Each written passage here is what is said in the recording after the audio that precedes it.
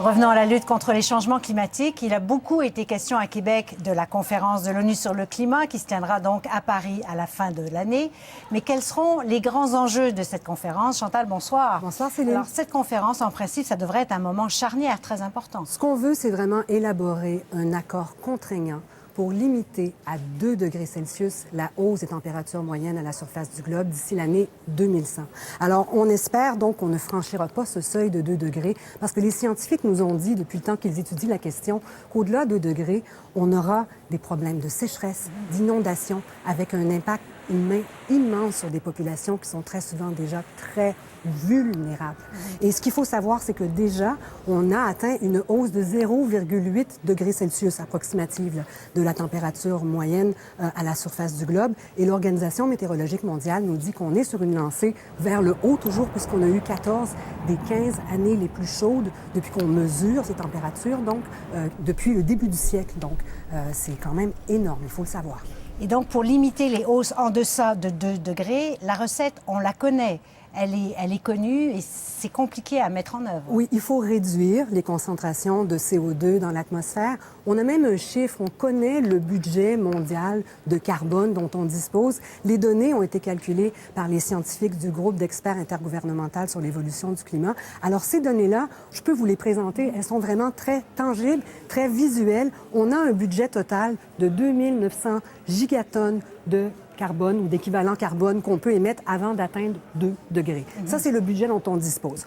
Jusqu'à maintenant, on a à peu près 1900 gigatonnes ont déjà été utilisées de ce budget-là. Ça vous donne une idée. Ça veut dire, si on fait le calcul, qu'il en reste 1000.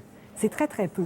Surtout quand on sait qu'à l'heure actuelle, on estime que le secteur de l'énergie émet à peu près 30 gigatonnes par année. Donc, grosso modo, et je fais un calcul qui est très, très conservateur, ça nous laisse 30 ans. Mais plusieurs vous diront que 30 ans, c'est beaucoup trop long et qu'il faut très rapidement réduire les concentrations, les émissions, si on veut éviter d'atteindre ce fatidique 2 degrés. Donc, il faut vraiment agir et agir très rapidement. On connaît d'ailleurs les cibles à atteindre. Il faut diminuer d'au moins 50 d'ici 2050 les émissions de gaz à effet de serre. Et il faut vraiment atteindre par la suite très rapidement ce qu'on appelle les émissions net zéro. Donc, la neutralité en termes de carbone. La pente à remonter est donc immense, surtout quand on sait qu'il y a la conférence de Paris qui aura lieu à la fin de l'année. Mais au 31 mars, il y a à peu près 34 États qui avaient soumis leur cible de réduction. Pas le Canada, on en a entendu parler, mais c'est vraiment pas suffisant, les cibles qui ont été proposées pour qu'on atteigne l'objectif du 2 degrés. Alors, c'est un constat qui est un peu déprimant.